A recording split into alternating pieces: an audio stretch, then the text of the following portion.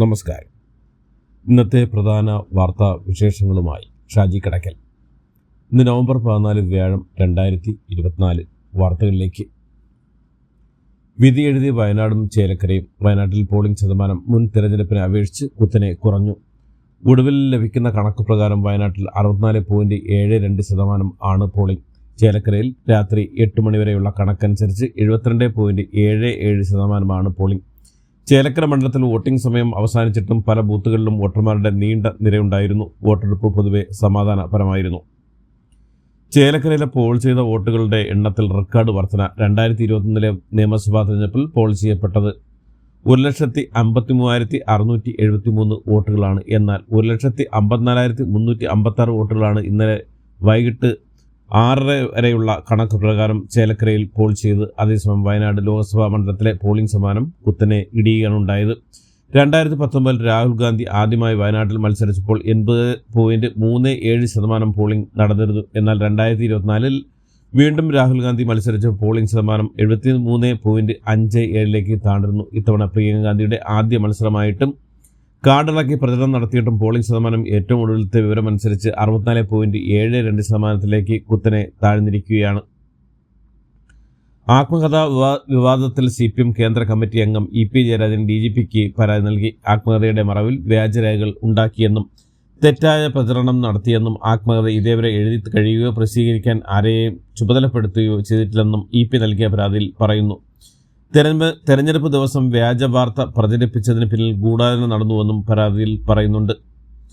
EP ജയരാജന്റെ ആത്മകഥാ വിവാദത്തിൽ DC ബുക്സിന് വക്കീൽ നോട്ടീസ്. DC ബുക്സ് പുറത്തുവിട്ട ആത്മകഥ പിൻവലിക്കണമെന്നും DC മാപ്പ് പറയണമെന്നും ആവശ്യപ്പെട്ടാണ് EP ജയരാജൻ വക്കീൽ നോട്ടീസ് അയച്ചിരിക്കുന്നത്. ആത്മകഥ പ്രസിദ്ധീകരിച്ചതിന് തന്നെ തേജോവധം ചെയ്യാൻ വേണ്ടിയാണെന്ന് EP ആരോപിക്കുന്നത് പുറത്തു വന്നത് താൻ എഴുതിയതല്ലെന്നും വക്കീൽ നോട്ടീസിൽ പറയുന്നു.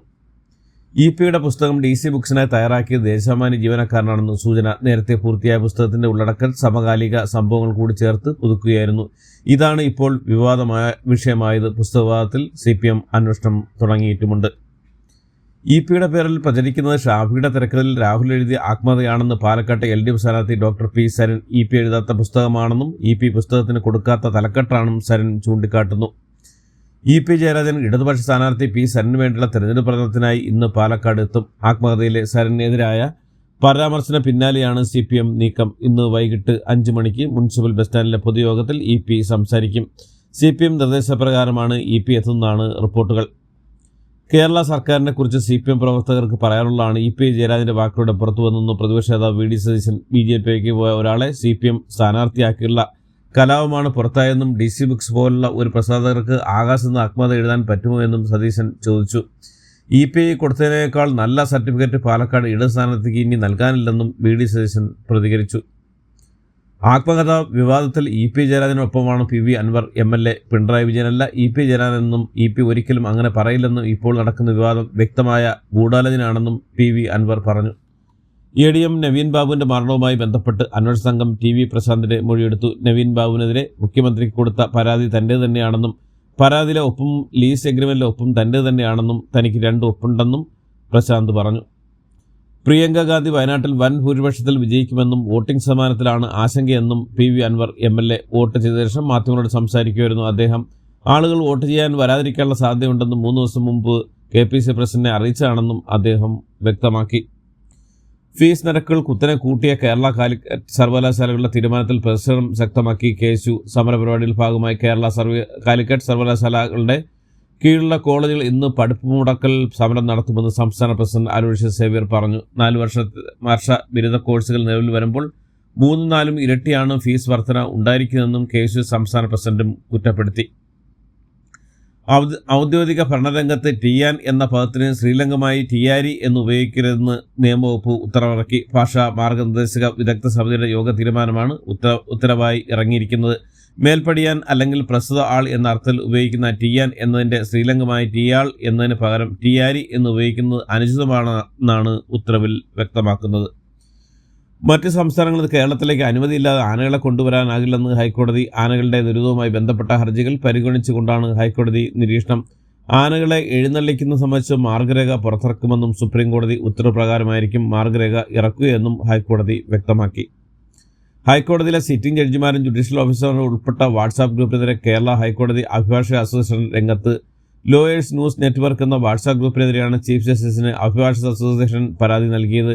സർക്കാർ അഭിഭാഷകരടക്കം ഒരു വിഭാഗം മാധ്യമപ്രവർത്തകർ ഉൾപ്പെടുന്ന വാട്സാപ്പ് ഗ്രൂപ്പിൽ ജഡ്ജിമാർ കൂടി ഭാഗമാകുന്നത് അനുചിതമെന്നാണ് അഭിഭാഷക അസോസിയേഷന്റെ വാദം.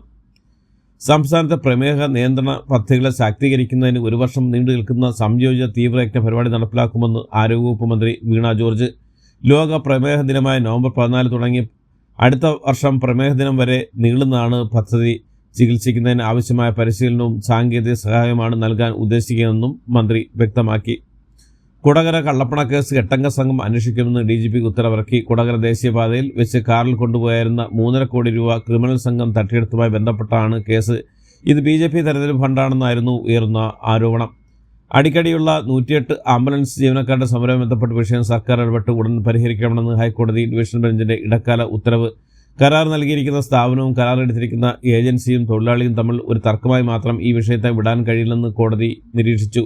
ഈ വിഷയം അടിയന്തര ആംബുലൻസ് സേവനങ്ങളുടെയും പൊതുജനങ്ങളെയും ബാധിക്കുന്നതാണെന്നും കോടതി വിലയിരുത്തി. ഫോർട്ട് കൊച്ചിയിൽ വിദേശ സഞ്ചാരി കാനയിൽ വീണ സംഭവം കേരളത്തിന് നാണക്കേടെന്ന് ഹൈക്കോടതി. പുറം ലോകം കേരള ടൂറിസത്തെക്കുറിച്ചും കൊച്ചിയെപ്പറ്റിയും എന്ത് കരുതുമെന്ന ചോദ്യമുയർത്തിയ കോടതി സംഭവത്തിൽ ജില്ലാ കളക്ടറോട് റിപ്പോർട്ട് ആവശ്യപ്പെട്ടു. ഗർഭിണിയായ ഭാര്യയെ കുത്തി പരിക്കേൽപ്പിച്ച കേസിലെ പ്രതിയെ മുംബൈ വിമാനത്താവളത്തിൽ വെച്ച് പിടികൂടി. കഴിഞ്ഞ ദിവസം നാദാപുരം കല്ലാച്ചിയിൽ ഭാര്യയെ കൊലപ്പെടുത്താൻ ശ്രമിച്ച കേസിലെ പ്രതി ചിയ്യൂർ താനമടത്തിൽ ഫൈസലിനെയാണ് വിദേശത്തേക്ക് കടക്കാനുള്ള ശ്രമത്തിനിടയിൽ പോലീസ് അറസ്റ്റ് ചെയ്തത്. വാളയാർ അട്ടപ്പള്ളത്ത് അച്ഛനും മകനും ഷോക്കേറ്റ് മരിച്ചു. അട്ടപ്പള്ളം സ്വദേശി മോഹനൻ, അനിരുത്ത് എന്നിവരാണ് മരിച്ചത്. വീടിന് സമീപത്തെ കൃഷിയിടത്ത് താമസിച്ച പന്നിക്കിണിയിൽ കുടുങ്ങിയാണ് മരണം എന്നാണ് സംശയം. വാളയാർ പോലീസ് സ്ഥലത്തെത്തി വിശദമായ അന്വേഷണം തുടങ്ങി. തെക്ക് കിഴക്കൻ അറബിക്കടലിന് മുകളിലായി കേരള തീരത്തിന് സമീപം ചക്രവാത ചുഴി സ്ഥിതി ചെയ്യുന്നുവെന്ന് കേന്ദ്ര കാലാവസ്ഥാ വകുപ്പ് അറിയിച്ചു. കേരളത്തിൽ ഒറ്റപ്പെട്ട സ്ഥലങ്ങളിൽ നവംബർ 17 വരെ ശക്തമായ മഴയ്ക്ക് സാധ്യതയെന്ന് മുന്നറിയിപ്പുകൾ. കോൺഗ്രസിനെ കടന്നാക്രമിച്ച് കേന്ദ്ര ആഭ്യന്തരമന്ത്രി അമിത്ഷാ. ആർട്ടിക്കിൾ 370, മുസ്ലിം സംവരണം, രാമക്ഷേത്രം തുടങ്ങിയ വിഷയങ്ങൾ ആണ് അദ്ദേഹത്തിന്റെ കടുത്ത പ്രതികരണം. ഇന്ദിരാഗാന്ധി സ്വർഗത്തു നിന്ന് മടങ്ങി വന്നാലും ജമ്മു കാശ്മീരിൽ ആർട്ടിക്കിൾ 370 പുനഃസ്ഥാപിക്കുമെന്നും അദ്ദേഹം പറഞ്ഞു. CIASFന്റെ ആദ്യ വനിതാ ബറ്റാലിയന് അംഗീകാരം നൽകി കേന്ദ്ര സർക്കാർ. കേന്ദ്ര ആഭ്യന്തര മന്ത്രി അമിത്ഷായാണ് ഇക്കാര്യം അറിയിച്ചത്. CSIFന്റെ ആദ്യ ഓൾ വിമൻ ബറ്റാലിയൻ സ്ഥാപിക്കാൻ മോദി സർക്കാർ അംഗീകാരം നൽകിയെന്ന് അദ്ദേഹം സാമൂഹ്യ മാധ്യമമായ Xൽ കുറിച്ചു. രാജ്യത്തെ മുഴുവൻ സ്ത്രീകളും 30 വയസ്സ് തികയുമ്പോൾ ഗർഭപാത്രം നീക്കം ചെയ്യണമെന്ന് വിവാദ പ്രസ്താവനയുമായി ജപ്പാനിലെ കൺസർവേറ്റീവ് പാർട്ടി നേതാവ് നവോക്കി ഹയാകുട്ട. ജപ്പാനിലെ ജനസംഖ്യയുടെ ഭൂരിഭാഗവും വാർദ്ധക്യത്തിലേക്ക് എത്തിയത് മൂലം ജനന നിരക്ക് ഉയർത്തുന്നതിന് സർക്കാർ വിവിധ പദ്ധതികൾ ആസൂത്രണം ചെയ്യുന്നതിനിടയിലാണ് നവോക്കി ഹയാകുട്ടയുടെ ഈ വിവാദ പരാമർശം. നിയുക്ത American president Donald Trump white ഹൗസിൽ എത്തി. പ്രസിഡന്റ് സ്ഥാനം ഒഴിയുന്ന ജോ ബൈഡനുമായി ട്രംപ് കൂടിക്കാഴ്ച നടത്തി. ഹസ്താനം ചെയ്താണ് ബൈഡൻ ട്രംപിനെ സ്വീകരിച്ചത്. അടുത്ത വർഷം ജനുവരി 20 സമാനപരമായ അധികാര കൈമാറ്റം ഇരു നേതാക്കളും രാജ്യത്തിന് ഉറപ്പു നൽകിയായി അന്തർദേശീയ മാധ്യമങ്ങൾ റിപ്പോർട്ട് ചെയ്യുന്നു. 2020 നടന്ന അമേരിക്കൻ പ്രസിഡന്റ് തെരഞ്ഞെടുപ്പിന് ശേഷം ട്രംപും ബൈഡനും ഇതാദ്യമായാണ് കൂടിക്കാഴ്ച നടത്തുന്നത്. ഇറാൻ പരമോന്നത നേതാവ് ആയത്തുള്ള അലി ഖൊമാനിയും സർക്കാർ ഇസ്രായേലിനേക്കാൾ ഭയപ്പെടുന്നത് സ്വന്തം ജനതയാണെന്ന് ഇസ്രായേൽ പ്രധാനമന്ത്രി ബെഞ്ചമിൻ നെതന്യാഹു.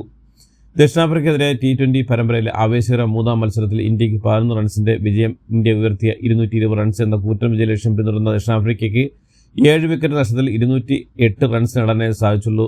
മാർക്കോ യാൻസിന്റെയും ഹെൻറിച്ച് ക്ലാസിന്റെയും വെടിക്കെട്ട് ബാറ്റിംഗിന് മുന്നിൽ പതറാതെ നിന്ന ഇന്ത്യ അവസാന നിമിഷം വിജയം കൈപ്പിടിയിൽ ഒതുക്കുകയായിരുന്നു. ഹാർദിക് പാണ്ഡ്യ എറിഞ്ഞ 19ാമത്തെ ഓവറിൽ മാർക്കോ യാൻസൺ 26 റൺസ് എടുത്തോടെ ദക്ഷിണാഫ്രിക്ക വിജയം കൈപ്പിടിയിൽ ഒതുക്കുമെന്ന പ്രതീക്ഷ ഉയർത്തിയെങ്കിലും 20ാമത്തെ ഓവറിൽ 3ാമത്തെ പന്തിൽ യാൻസനെ പുറത്താക്കി അർഷദീപ് സിംഗ് കളി ഇന്ത്യക്ക് അനുകൂലമാക്കി. നേരത്തെ തുടർച്ചയായ 2 സെഞ്ചുറികളിലൂടെ റിക്കാർഡ് സഞ്ജു സാംസൺ തുടർച്ചയായ 2ാം മത്സരത്തിലും റണ്ണൊന്നും എടുക്കാതെ പുറത്തായെങ്കിലും 56 പന്തിൽ 107 റൺസ് എടുത്ത തിലക് വർമ്മയുടെയും 25 പന്തിൽ 50 റൺസ് എടുത്ത അഭിഷേക് ശർമ്മയുടെയും കാര്യത്തിൽ ഇന്ത്യ 6 വിക്കറ്റ് നഷ്ടത്തിൽ 219 റൺസ് എടുത്തിരുന്നു. ഇതോടെ 4 മത്സരങ്ങളടങ്ങിയ പരമ്പരയിൽ ഇന്ത്യ 2-1 മുന്നിലെത്തി. 4ാമത്തെ മത്സരം നാളെയാണ്. ഇതോടുകൂടി ഇന്നത്തെ വാർത്തകൾ അവസാനിക്കുന്നു. എല്ലാവർക്കും നന്ദി, നമസ്കാരം.